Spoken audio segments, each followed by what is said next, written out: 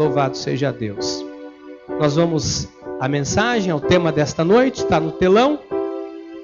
Construindo a vida sobre fundamentos sólidos.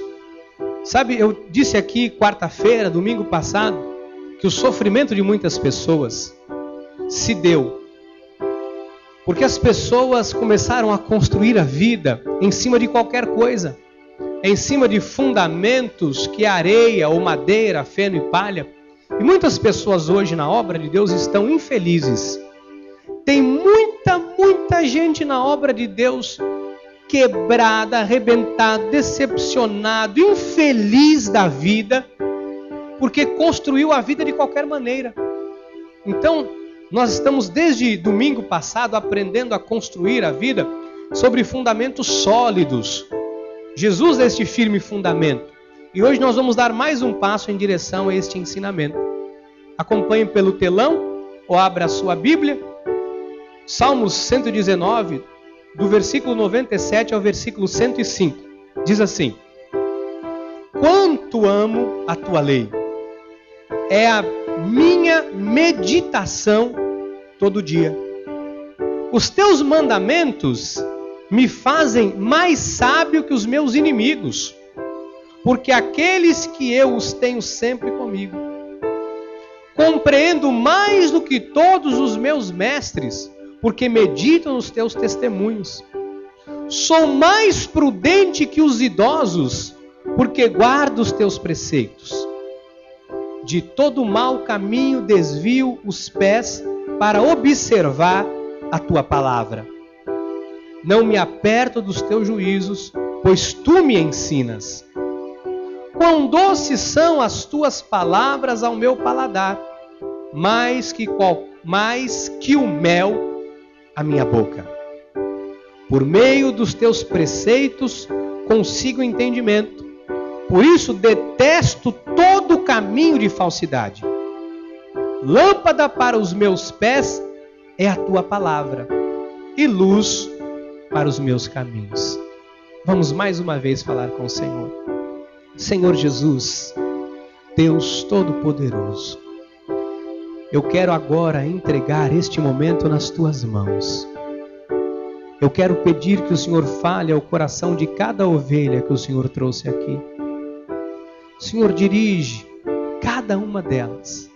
Que esta palavra tenha o poder de falar ao coração de cada pessoa, de dar direção a cada um que o Senhor trouxe aqui nesta noite. Senhor, eu entrego a direção deste momento em tuas mãos.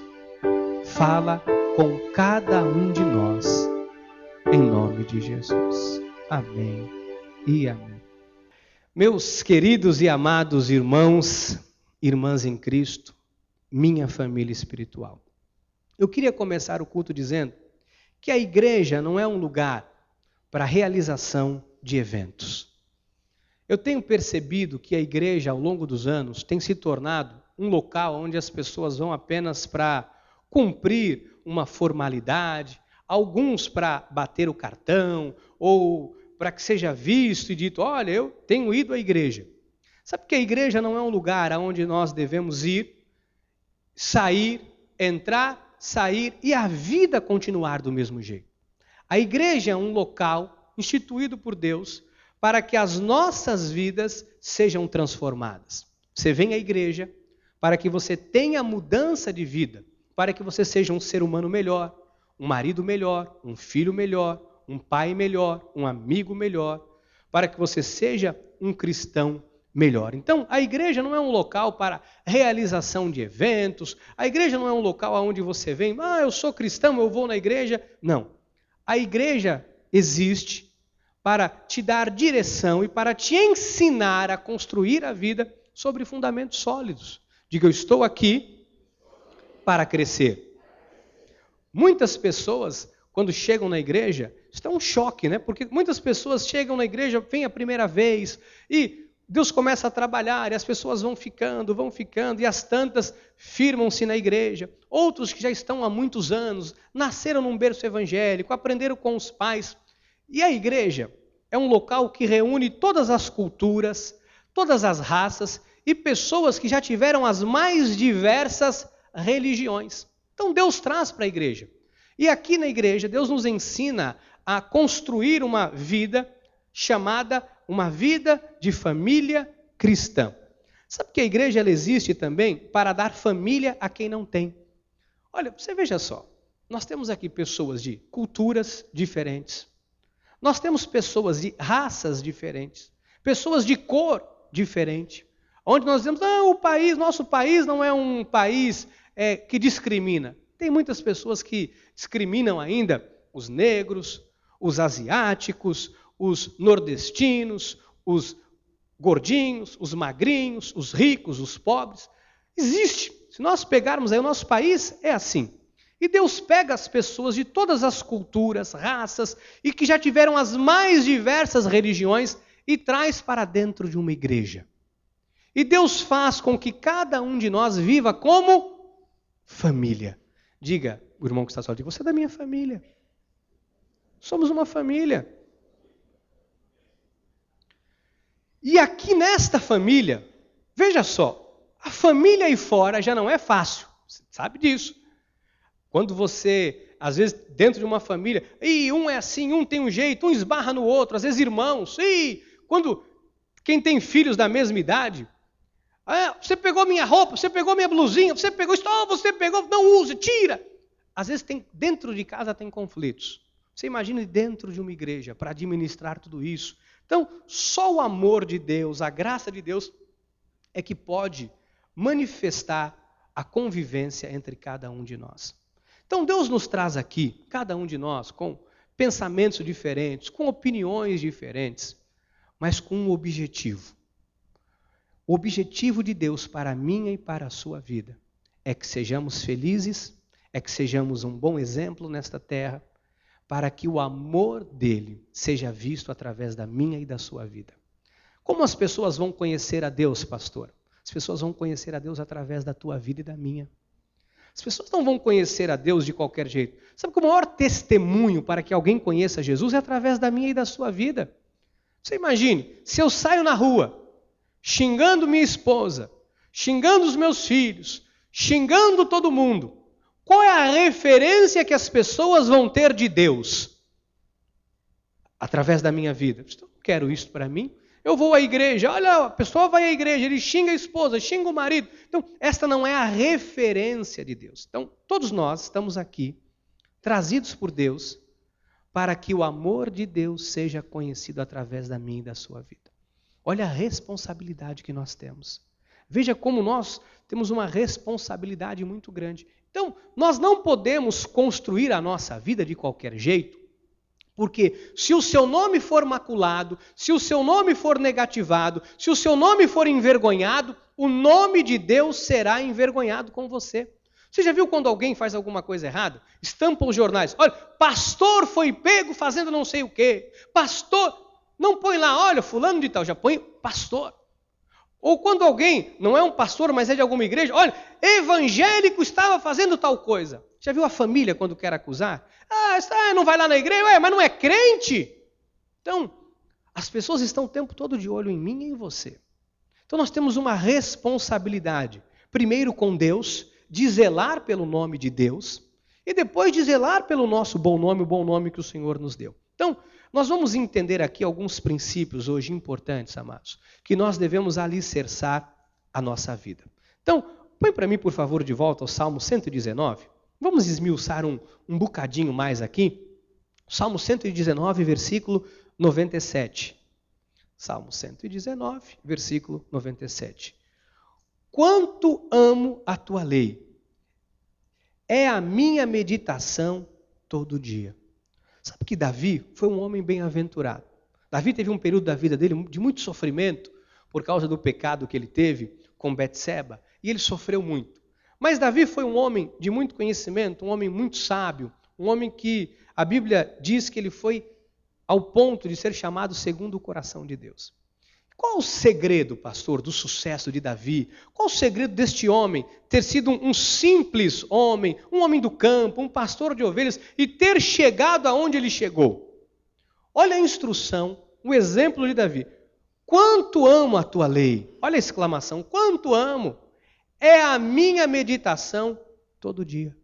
Sabe o que Davi usava? Sabe no que Davi meditava durante o dia todo? Na palavra. O que isso tem a ver comigo, pastor? Tem muitas pessoas que o dia inteiro fica meditando no problema. Tem muita gente que fica o dia todo meditando na luta. Muitas pessoas passam o dia todo meditando na doença. Muitas pessoas passam o dia inteiro meditando, pensando coisa ruim. Não, porque se a pessoa fizer isso, eu vou dar o troco. Se a pessoa fizer isso, acha que está mexendo com quem? E às vezes a pessoa passa o dia inteiro, desculpe a expressão, pensando bobagem. E Davi nos dá uma lição de vida, que ele diz, olha, quanto amo a tua lei, é a minha meditação todo dia. Eu queria dizer para você que um fundamento sólido para você construir a sua vida é meditar na palavra de Deus. Sabe, você tem que pegar o que a Bíblia diz. Ou nós acreditamos na Bíblia, ou então tudo que nós estamos fazendo aqui é perca de tempo. Nós temos que meditar na palavra. O que a Bíblia nos ensina, o que a Bíblia fala sobre cada assunto. Então, se você está passando, talvez você esteja aqui hoje, entrou aqui hoje triste. Nós já oramos, mas talvez o seu coração ainda esteja aí remoendo alguma coisa. Chegou um momento de você tirar o foco do problema e meditar na solução que Deus tem para esse problema. Então, o que a Bíblia diz, por exemplo, sobre família? Eu estou com um problema na família. Então você tem que meditar nos ensinamentos que Deus traz para o bem-estar da tua família. Pastor, o meu drama já há anos é um drama financeiro. Então você tem que meditar no que a Bíblia diz. Se a Bíblia diz que o Senhor é o teu pastor e que nada te faltará, medita nisso. Se Ele diz para você não temer porque Ele é contigo, medita nisso. Se Ele diz que Ele haverá de suprir cada uma das nossas necessidades, medita nisso. O problema de muitas pessoas, amados, é que estão tentando achar um artifício, uma solução, alguma coisa para resolver o seu problema. As igrejas agora estão dando copo de água, óleo ungido. Chegou uma senhora aqui, no culto de quarta-feira, depois que ela ouviu a mensagem, ela me procurou na cantina, na nossa varanda gourmet, e ela disse, pastor, eu tenho uma coisa aqui, eu vou abrir a minha bolsa, não se assuste. Só que a irmã vai tirar daí. Disse, não se assuste. Abriu a bolsa e tirou um envelope. E tinha ali um vidro de óleo, um livrinho de 7 páginas, que ela tem que dar 7 ofertas, passar aquele óleo para que ela receba uma bênção. Mas isso é uma mentira do demônio, de Satanás, introduzida dentro da igreja evangélica. O que esta senhora precisa, eu disse a ela, medite na palavra de Deus, fique com a palavra de Deus. Nós não temos que sair buscando fantasias, soluções que não vão existir. Amados, sabe qual é o grande drama de muitas famílias? O problema não é o diabo, o problema não é o demônio, o problema é o que as pessoas têm plantado. O problema é como as pessoas têm construído a vida. Se você construir a sua vida de maneira errada, você vai colher erros. Se você agir de maneira insensata, você vai colher insensatez. Se você semear confusão, você vai colher confusão. Agora, se você semear amor, você vai colher amor. Se você semear coisas boas, você vai colher coisas boas. Não se influencie por opinião dos outros, por pensamentos dos outros. Tem muitos pensadores aí, amados. Mas nós temos que meditar na palavra. Diga, eu tenho que meditar na palavra.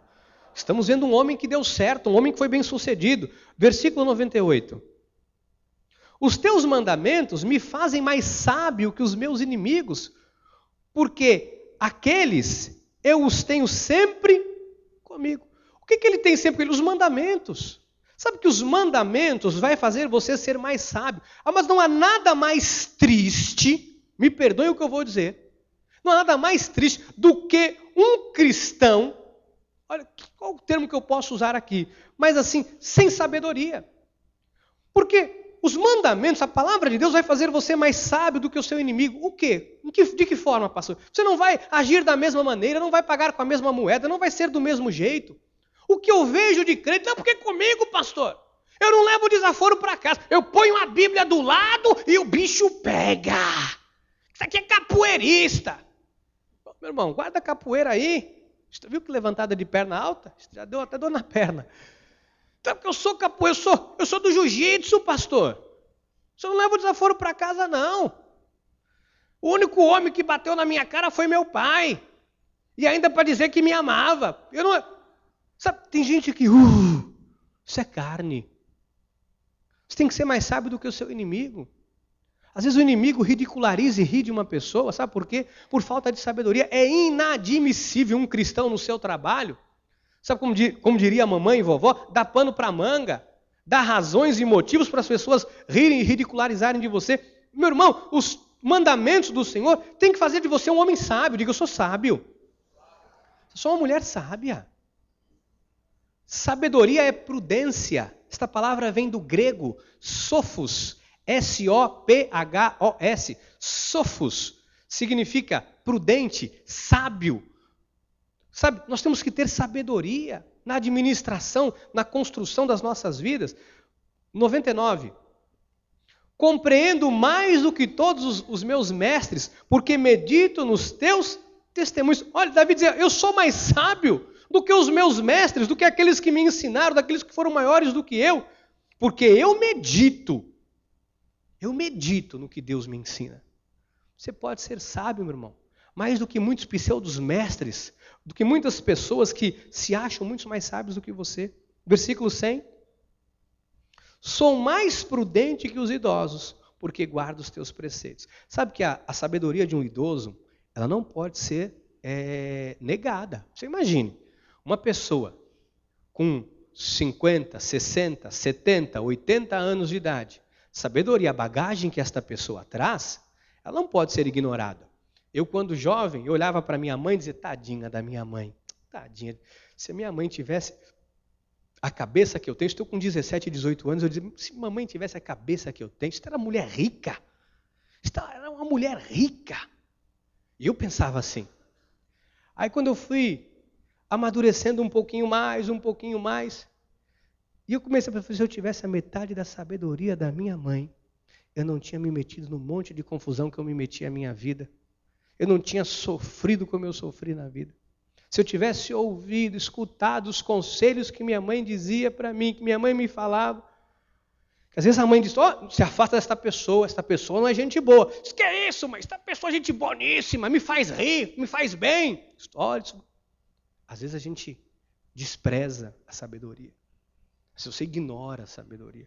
Mas diz o Davi, foi um homem prudente e sábio, sou mais prudente, ou seja, sou mais sábio que os idosos, porque guardo os teus preceitos. Você tem que guardar o que Deus te ensina neste lugar. Olha, deixa eu olhar se eu consigo olhar para todo mundo. Olha para os meus lindos olhos, cor de caramelo. Look at me. Olhe para mim. Deixa eu dizer uma coisa para você. O que você aprende aqui de Deus, você tem que pôr em prática na sua vida. É para o seu bem, é para o seu benefício.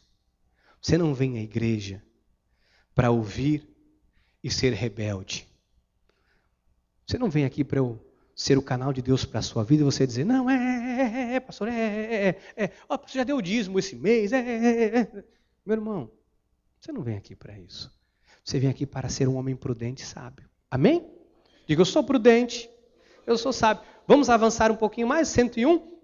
De todo mau caminho, desvia os pés para observar a tua palavra. Então, você tem que se desviar. É caminho ruim, é coisa errada, não presta, não vale a pena. Não, eu vou ver o que vai dar. Não, pastor, eu sei que é errado. Eu sei que o negócio é errado, mas eu vou ir. Porque eu sei até onde eu posso ir, viu, pastor? Não sabe. Tu vai sofrer, tu vai bater a cabeça, tu vai quebrar a cara, desculpa a expressão, vai sofrer na vida. De todo mau caminho, desvia os pés. Sai fora. Se tem alguém que é enrosco, encostando perto de você, sai fora. Se tem alguma coisa que é cilada na tua vida, sai fora. Não pague para ver, porque custa muito caro para você. A tua vida não sai barato, a sua vida não sai de graça. Você tem uma vida muito cara. Foi comprada pelo sangue de Jesus.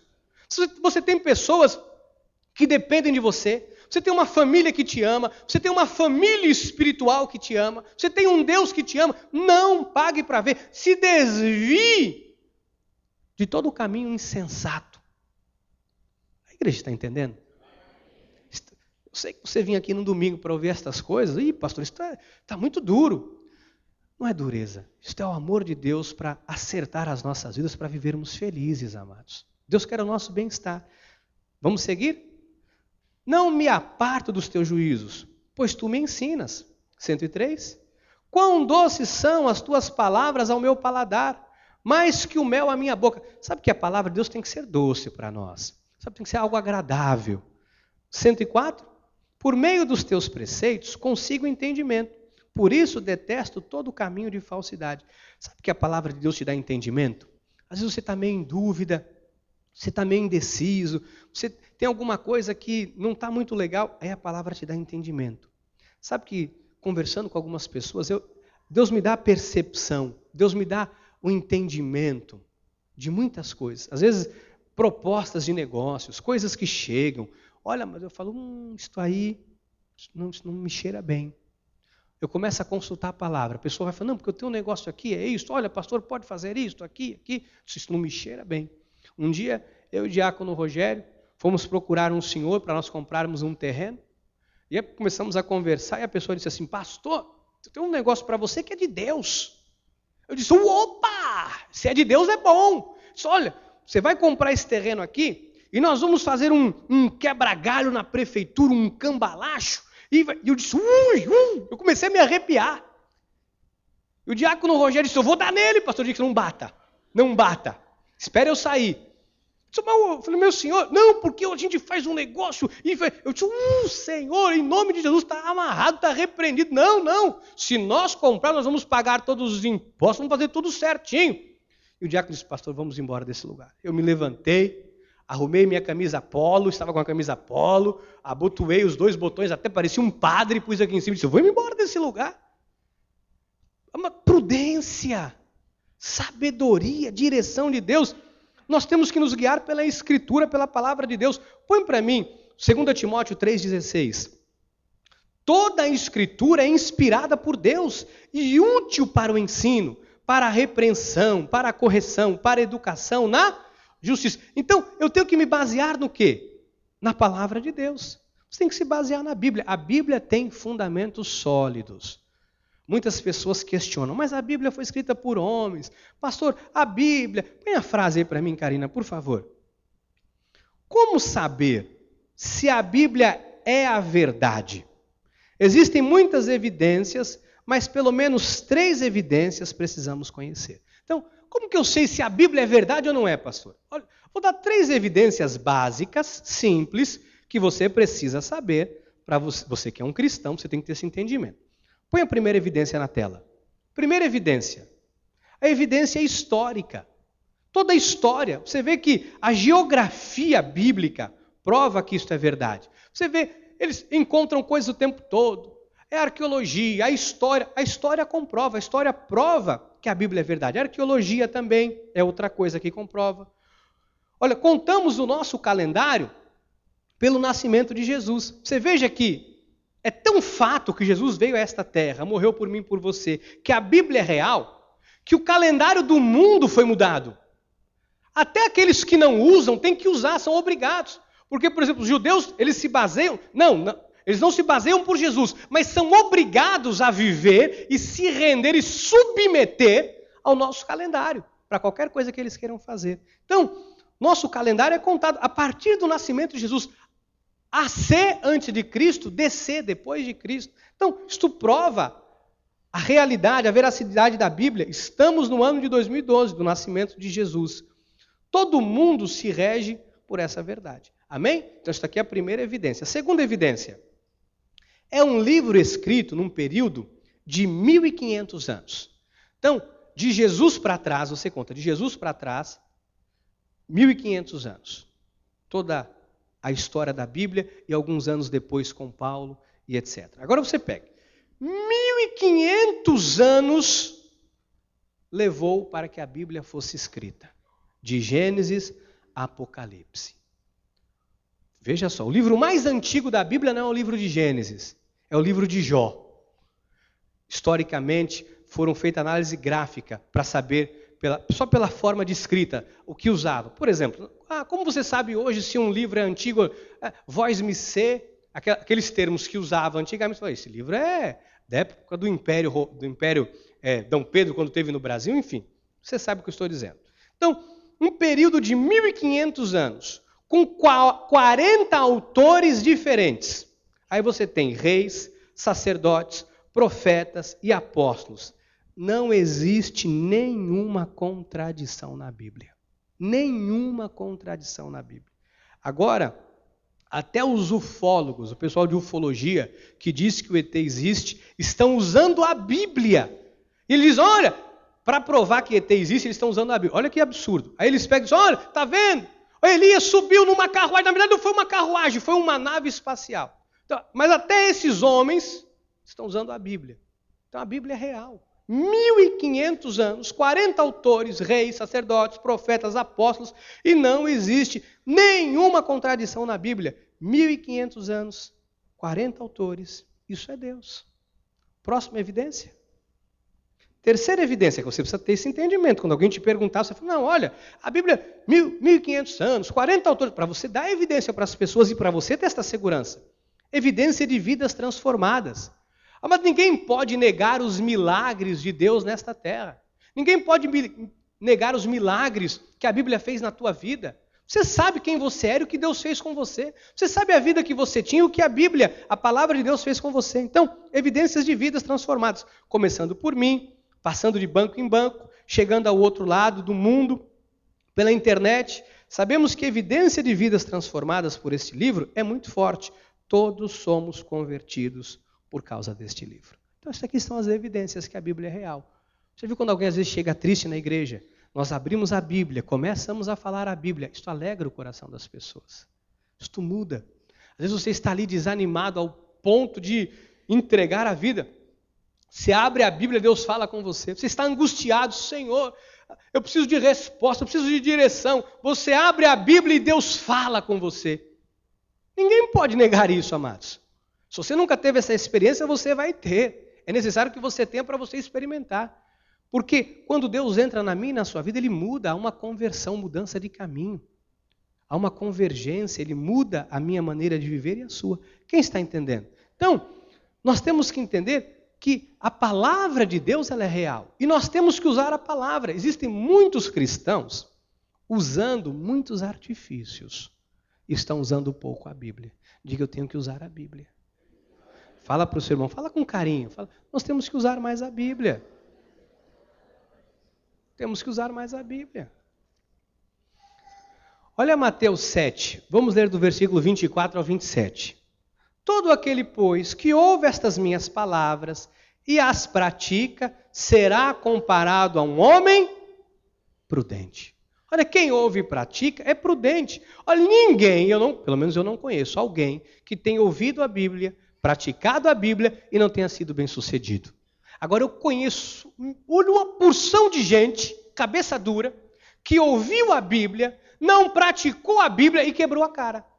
Agora eu não conheço uma só pessoa que seguiu a Bíblia Sagrada e se deu mal. Muito pelo contrário. Olha, eu na minha vida dou meu testemunho particular para a igreja. Quando eu me converti, na minha juventude, sabe, eu achava que eu podia manipular Deus, que eu podia fazer e acontecer. E eu me recordo que eu me converti adolescente. Eu estou com 20 anos de obra de Deus. Eu tenho 36 anos. Aos 16 anos de idade, o Senhor me alcançou. E naquela época, criado na rua, mamãe trabalhava de doméstica, a minha vida, só Deus sabe. E aí eu saía, naquela época saía para beber, e comecei a me envolver com drogas, coisas erradas. E eu sei a vida que eu tinha. Eu disse, olha, duas coisas na minha vida que eu não vou largar. Estou uma cervejinha, estou com 16, 17, 18 anos de idade. Estou uma cervejinha, isso eu não largo. E também a baladinha, a festinha, eu gosto. Foi as coisas que Deus arrancou primeiro da minha vida, mas eu ia num bailinho, lá na Vila Matilde, ali na Toco. Cheguei lá um dia, eu ia para a igreja e depois ia para o bailinho.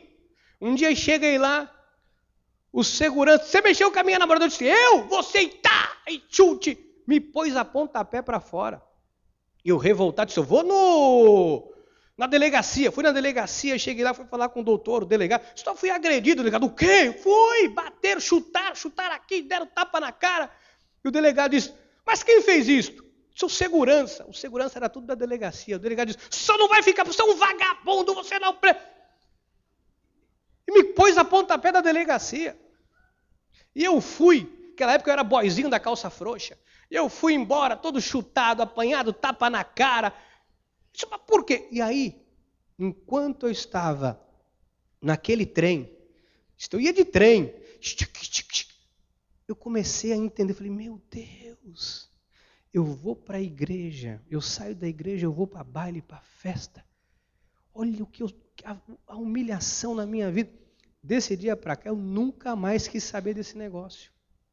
Deus arrancou da minha vida. Deus tirou. Deus foi tirando amigos. Deus foi tirando essas pessoas. Foi tirando tudo. Porque eu achei que eu podia viver com um pé no barco e com um pé em outro. Na igreja, aleluia, poderoso é o Senhor, nosso Deus, sou bom moço, sou de Jesus.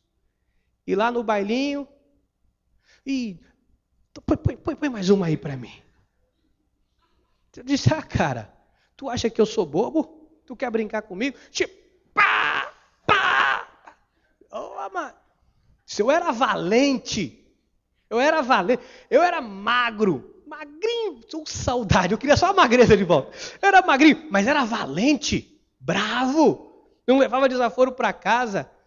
Mas aí quando eu meditei, falei, o que eu estou fazendo? Precisava passar por isso? Chute no pandeiro, tapa na cara, eu não precisava passar por isso. E desse dia, quando eu resolvi verdadeiramente viver o cristianismo, decidi em diante, ninguém mais bateu na minha cara, nunca mais ninguém bateu na minha cara e chutou meu pandeiro. Estou falando que é verdade, sabe por quê? Porque quando eu honrei a Deus, Deus me honrou. Quando eu fui fiel com Deus, Deus foi fiel comigo. Não há na face da terra um ser humano que siga a Bíblia na sua totalidade, como o Senhor nos ensina, que sofra. Não tem, amados. Sabe por quê? Porque a Bíblia ensina o caminho bom e direito, o caminho certo, o caminho correto, o caminho da felicidade. É que às vezes nós queremos experimentar. Não quero experimentar. Você quer experimentar, você experimenta roupa, você experimenta uma receita de bolo nova, você experimenta o que você quiser. Agora, tome cuidado, não faça experiências com a sua vida. Não faça experiências com a sua vida, porque a sua vida não é brincadeira. Quem está entendendo? Agora, e por que... pastor, eu sou pastor do chute do pandeiro. E a cervejinha? Vou falar também. Eu gostava da cervejinha. Um dia eu estou chegando no barzinho. Deixa eu ver se não tem nenhum irmão aí. Levava a garrafa de baré, como é o nome aquilo? Baré. Não era baré, era tubaína. Virava o rótulo, tubaína, aleluia, irmão, é tubaína, quer tomar tubaína? Um dia eu estou dentro do boteco, o cara pôs uma arma na minha cabeça e disse, foi você que me deu um chute. Eu disse, meu Deus. Estou aqui brincando, ilustrando, isso aconteceu comigo. Nunca mais na minha vida eu quis saber. Amado, isso é uma desgraça. Eu me afastei. Nunca mais, da minha adolescência, eu pus nenhuma bebida na minha boca. Não ponho. Sabe por quê? Porque ou a gente é ou não é. Ou a gente vive ou não vive. Ou somos ou não somos. Sabe por quê?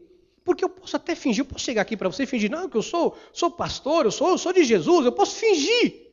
Só que os frutos da minha vida, você vai ver. Você vai olhar, peraí, o pastor só vive quebrado, o pastor só vive arrebentado, eu não vejo um milagre na vida do pastor, o pastor só está na pior, o pastor só está lascado.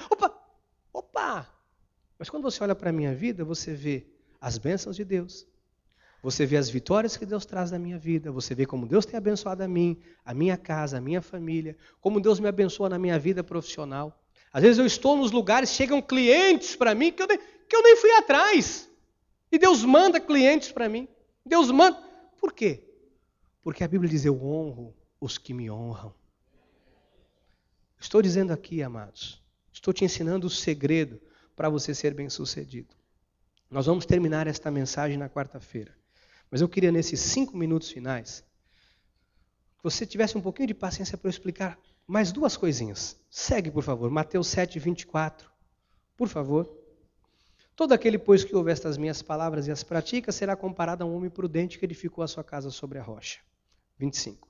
Caiu a chuva, transbordaram os rios, sopraram os ventos, deram com ímpeto contra aquela casa que não... Por que não caiu? Porque foi edificada sobre a rocha. Por que tem um monte de gente caindo? Tem um monte de vida caindo, tem um monte de coisa sendo destruída. Por que tem um monte de família sendo destruída? Por que tem um monte de divórcio, um monte de drama, um monte de... Por quê? Porque não foi bem construída. Não foi construída sobre a rocha. Você não pode construir a sua vida em cima de qualquer fundamento, de qualquer fundação. Você não pode colocar a sua vida, sabe, né? Pastor, a minha felicidade depende de fulano. A minha felicidade depende do meu trabalho. A minha felicidade depende... Meu irmão, você perde esse trabalho, você perde esta pessoa, e você vai ser o que? Vai se matar? A casa vai cair? Vai destruir? Jesus é o nosso alicerce. Então, o que significa isso? Caiu a chuva. Você sabia que a chuva cai? Agora eu estou na igreja, pastor, acabaram os problemas. Meu irmão, é que o problema vem. Você está na igreja, o problema vem. A chuva vem. A diferença é como a chuva vai te encontrar. Uma pessoa prevenida no dia de chuva leva o quê? Guarda-chuva. Transborda, os rios transbordam. Rio transborda, vem luta. Você acha que você é crente que você não vai ter luta? Você vai ter um monte de luta na vida. A diferença é como esta luta vai te encontrar. Porque uma coisa é se levantar uma situação e você está bem, está forte. Outra coisa é se levantar uma luta, um drama, um problema e encontrar você fragilizado. Você vai para o chão. Deus, através da palavra, nos prepara, nos dá resistência, nos dá força para resistir o dia mau. Os rios transbordam, os ventos sopram com ímpeto contra a sua vida. Mas se você edificar a sua vida sobre a rocha, sobre Jesus, sobre os conselhos da Bíblia, você vai resistir. Você vai resistir. Diga, eu não vou cair. Porque eu estou solidificando a minha vida na rocha. Agora, vamos seguir só mais um pouquinho. 26. E todo aquele que ouve estas minhas palavras e não as pratica, será comparado a um homem insensato que edificou a casa sobre a areia. Aí, a mesma coisa. Caiu a chuva, transbordaram os rios, sopraram os ventos, deram com ímpeto contra aquela casa, e ela não só desabou, e foi o quê? Grande a sua ruína. Deus não quer você arruinado. Então, eu queria nesse minuto final, dizer para você, meu irmão, minha irmã, que é amado por Deus, amada por Deus, começa a mudar a maneira que você tem construído a sua vida. Começa a mudar. Sabe que tem pessoas que não servem para ser seu amigo. Tem pessoas que não servem para conviver com você. Tem coisas que não combinam mais com o estilo de vida que Deus te deu. Tem coisas que não servem mais. Às vezes nós tentamos. E eu queria encerrar com uma ilustração. Você imagine eu. Hoje eu tenho 36 anos de idade. Eu tenho um pé de número 39. Imagine eu, se eu quisesse hoje calçar o sapato que eu usava na minha adolescência. 35, 36. Não cabe. Aquela vida da adolescência não cabe mais em mim. Aquela vida que você teve não cabe mais em você. Mas pastor, porque antes, olha, eu fiz isto, eu fiz aquilo. Pastor, eu virei pirueta pelo mundo afora, eu fiz e aconteci. As coisas velhas já passaram. É tempo de recomeçar. Não serve mais para você. Sabe que tem gente que sofre porque fica pensando naquele, mas aquele namorado, pastor, aquela namorada lá de 75. Se eu tivesse me casado, seria tudo diferente. Meu irmão, você não casou. Não aconteceu. As coisas velhas já passaram. Vai ficar até quando? Querendo vestir um sapato velho. Querendo trazer de volta uma vida que se foi. Eis que faço coisa nova, diz a Bíblia, que está saindo à luz. Porventura não o percebeis? Eis que ponho um caminho no deserto e rios no ermo. Então Deus tem um novo caminho.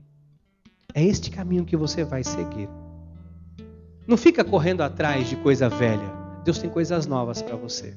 Isto é o cristianismo. Isto é a vida com Deus. Não fique aí se arrastando, mendigando o amor de alguém, o favor ou qualquer outra coisa. Você precisa de Jesus. E Jesus já tem preparado o melhor para você. Amém? A sua vida está sobre a rocha. E é hora de você recomeçar, porque você tem um fundamento bom. Agora você vai recomeçar da maneira certa. Amém? Para você sair daqui feliz e sorrindo. Que assim seja, porque assim nos disse o Senhor. Louvado seja Deus. Louvado seja Deus. Graças a Deus. Nós vamos ficar de pé. Diga, pastor, eu quero ser feliz. Oh, ninguém quer? Diga, pastor, eu quero ser feliz. Ah, gostei. Eu também quero. Você quer ser feliz? Pratica a palavra. Põe a palavra em prática.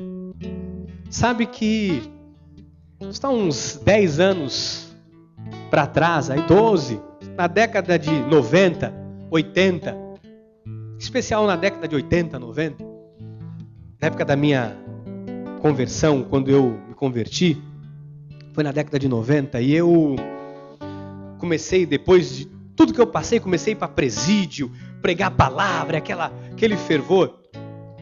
E depois do que Deus fez na minha vida, esses 2 episódios, uma arma na cabeça e chute, tapa na cara, a minha mente foi tão mudada por Deus, que eu tinha uma reverência, um temor a Deus. E eu só encontrava pessoas no meu caminho que tinham temor a Deus. Naquela época eu não via ninguém dizendo, eu não vou no culto hoje porque eu vou no jogo. Não, eu não vou no culto hoje porque, sabe, eu não estou afim. Hoje eu... Havia um temor, uma reverência. Mais de 12 anos para cá, amados. Sabe, tá um desleixo. Eu não vou na igreja hoje, já estou cansado. Tá frio. Olha, amados. Eu durante 8 anos, eu viajei durante 8 anos. 150 quilômetros. Toda quarta-feira, todo domingo, toda sexta, todo sábado, todo domingo. 8 anos. Morando em Ribeirão Pires. 8 anos. Subia e descia. Subia e descia. Carro quebrava na estrada. Criança. Às vezes acidente. Dormi muitas noites eu dormi dentro do carro. Sem uma garrafa d'água. Com criança trocando fralda durante a madrugada e esperando o trânsito ser livre. Nunca deixei de estar na casa de Deus. Eu tenho pessoas que hoje, estão aqui hoje, vêm de Ribeirão Pires para assistir o culto aqui. Temos pessoas que vêm de Santos, todo final de semana, vêm de Santos. Tenho pessoas que vêm da Praia Grande. Olha, com muito amor. Tem pessoas que moram no bairro vizinho, 2, 3 quadras da igreja. Não vem. Quarta-feira eu não venho. Esta coisa não pode. Tem que ter zelo pelas coisas de Deus. Porque Deus vai te honrar tanto, que o cansaço vai ser insignificante diante de tantas honras e bênçãos de Deus na sua vida. Amém? Vamos fechar os olhos enquanto o grupo de louvor vem. Nós vamos orar, eu tenho pessoas para orar. Pai amado e eterno, Deus Todo-Poderoso, eu quero pedir a Ti, Pai, que o Senhor dê sabedoria ao povo desta igreja, para construir a vida sobre a Tua palavra. Às vezes, pessoas constroem a vida sobre conselhos dos outros. Às vezes, para fazer alguma coisa, as pessoas perguntam, fulano, o que você acha, o que você pensa? Meu Deus, está errado, meu Deus. Às vezes as pessoas querem mudar de vida, mudar de cidade, saem perguntando para outras pessoas, meu Deus. Ao invés de consultar na Tua palavra, de buscar direção na Tua palavra, pois Tu tens, Senhor, a resposta para cada um de nós. Como, Senhor? Como buscar uma mudança de vida apenas pensando se a cidade é boa, se tem emprego, se não tem? Emprego o Senhor dá em qualquer lugar, meu Deus. Em qualquer lugar. As portas para nós se abrem em qualquer cidade, se o Senhor estiver nesse projeto. Portanto, Pai, que ninguém tome decisões baseados no que os outros pensam ou no que os outros acham. Que o povo desta igreja tenha a Tua palavra, que tenha uma Bíblia como um manual de vida. Aqui nesta igreja, Senhor, o nosso manual é a Tua palavra. Nos dá direção para construirmos uma vida feliz. Eu peço agora, meu Deus, pela vida, Pai, do Lucas, que está com dores na coluna, o filho da diaconisa Carmen. Repreendemos todo o mal da vida do Lucas. O Lucas é um abençoado, é teu filho. Repreendemos o mal da vida dele. Pedimos pelo senhor Januário, que está hospitalizado aos 93 anos de idade. Deus, restaura o seu Januário. Oh Deus, dá a ele, sabe, os últimos anos da vida dele com alegria, com vigor, Senhor. Não no hospital. Senhor, eu quero de todo o meu coração, te agradecer pelo milagre na vida do César. E de todo o meu coração te agradecer pelo milagre na vida da Larissa. Oh Deus, esta pequena tão linda, esta joia preciosa. Que o Senhor dê uma grande vitória. Que honra, Pai, ter esta família aqui conosco. Muito obrigado, porque estas pessoas são a prova da Tua existência, do Teu poder. Senhor, que saiamos todos daqui hoje para recomeçar e para construir uma vida feliz, em nome de Jesus. Amém e amém. Louvado seja Deus. Louvado seja Deus.